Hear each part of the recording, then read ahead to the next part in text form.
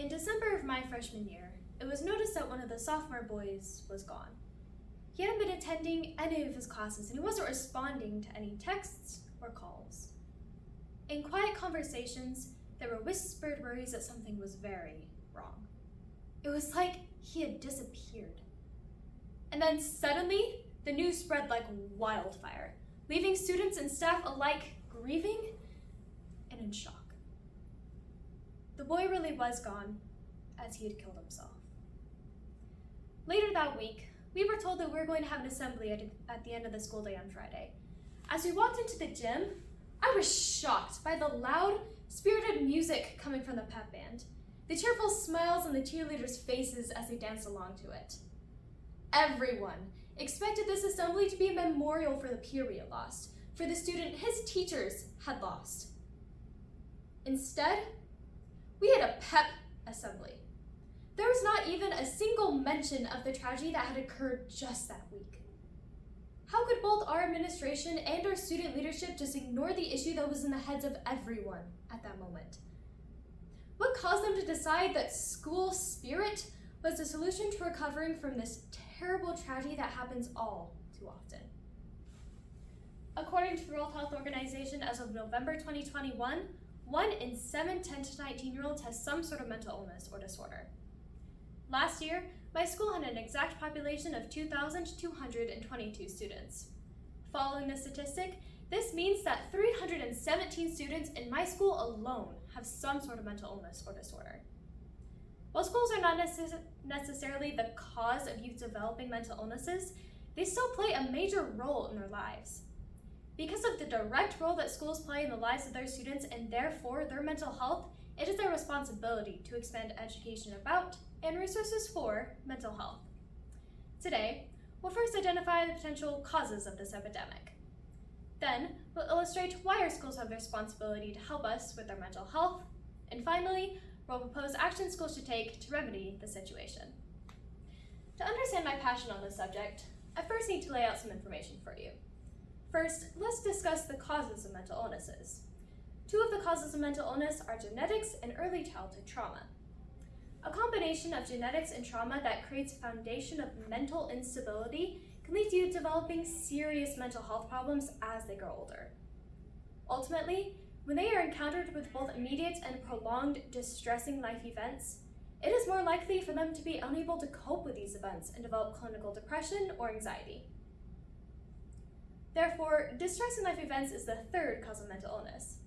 This is also the main cause we're going to be focusing on today, since genetics and childhood are factors out of most people's control.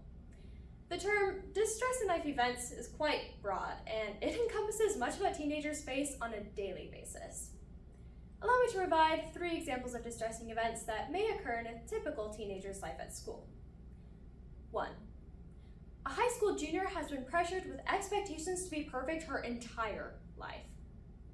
With high hopes to get into a top university, she's filled her schedule to the brim with extracurricular activities, student leadership, sports, and college-level classes to give herself an edge on her college applications. She's constantly worried about her success and her seemingly hundreds of obligations, and she develops severe anxiety and perfectionism. 2. A high school sophomore has a terrible rumor spread about him throughout the entire school. All of his friends start to believe this rumor and stop all communication with him. He begins to believe that there is no one out there who cares about him, and he becomes incredibly isolated, lonely, and depressed. 3. A freshman dancer is bullied relentlessly about her appearance by the other girls on her squad. She feels constantly judged by the teammates she's considered to be her friends, and she becomes obsessive over her size and her weight. She starts limiting herself to 1 small meal a day and develops anorexia, a common eating disorder in teenage girls. All these events and countless more happen at schools all over the world. While some students may be able to brush events like this off and keep going, others become lost in it and let it control their lives. These examples show how common these distressing life events are, especially in school environments, and how easily they can lead to being caught in a web of serious mental illness. So why do our schools have the responsibility to help us with our mental health? primarily because we as students are going to perform and act better if we receive that help. It should not be surprising that students with mental health problems consistently have lower GPAs and higher dropout rates than their peers with none of these problems. Students that receive this help are going to behave better, score higher on tests, graduate, and form better relationships than they would have if they didn't. The purpose of K-12 education is to prepare students for their futures. Academic preparation is important, but academics is not the only factor that needs to be considered.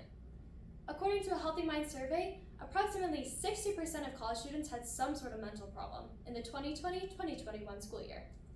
These mental problems resulted in students dropping out, harming themselves, or isolating themselves from their peers. When mental illnesses go untreated in high school, they grow exponentially worse in college. This is because students are losing their support system when they move away from home, and tougher coursework adds stress and anxiety not felt in high school. If these kids were instead learning about mental illnesses and coping mechanisms before leaving high school, they would do so much better in college. Finally, our teachers working in our school should have the #1 priority of caring about their students, and that includes caring about their mental health. Now that we've identified why our schools have the responsibility to help us, we must identify how they can do this. I would like to offer 2 solutions. First, we need to remove the stigma around mental illnesses. Staff need to be more aware of the symptoms of mental illnesses and be more compassionate to their students. These kids are constantly bombarded with comments about their failures to live up to their expectations. For example, students with depression are often perceived by parents and teachers to be lazy, unmotivated, and apathetic.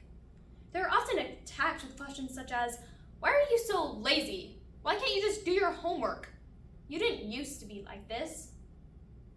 That kid may wish more than anything to not have a mental illness, to not be burdened by depression. Yet because of that mental illness, they simply can't. They can't live and learn like the other kids can. Those unfair labels may cause that depressed student to slip further into their depression because they are now burdened by others' feelings of disappointment. Students with other mental illnesses live the same life. So, staff working in schools should avoid these labels and instead suggest professional help for struggling students. Second, our school districts can implement a homeroom curriculum that educate high schoolers about mental illnesses. In the past years, my homeroom classes have been advertised as a class once a week that will prepare me for my future. Yet, all this class has done is waste my time. Our weekly lessons can hardly be called that, and usually last less than 5 minutes. The rest of the half hour is extra time that could have been filled with regular classroom instruction. That extra time is perfect for a curriculum that educate high schoolers about mental illnesses and how to form healthy habits. Overall, my school district and other school districts like it clearly have the ability to be teaching us this curriculum, and therefore clearly have the ability to be helping us with our mental health.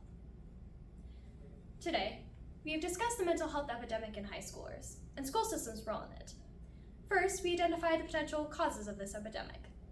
Then, we illustrated why our schools have the responsibility to help us, and finally, we proposed ways they can do this. When we looked at the causes, we learned that distressing life events can cause a person that already has a predisposition for a mental illness to actually develop one. Right now, our lives are full of distressing events. Tensions between people are increasing, with refusals to compromise and reductions of compassion. Every day, we face new challenges that no generation before us has ever experienced. 1 in 7 teenagers has a mental illness or disorder. Kids don't need to kill themselves to disappear. Sometimes all we need is someone who actually sees us, someone who makes life feel worth living. We need adults that are willing to educate themselves, adults that genuinely want to understand what we as teenagers go through on a daily basis. Only then can we, together, create a mentally healthy community that thrives on communication, compassion, and the celebration of diversity.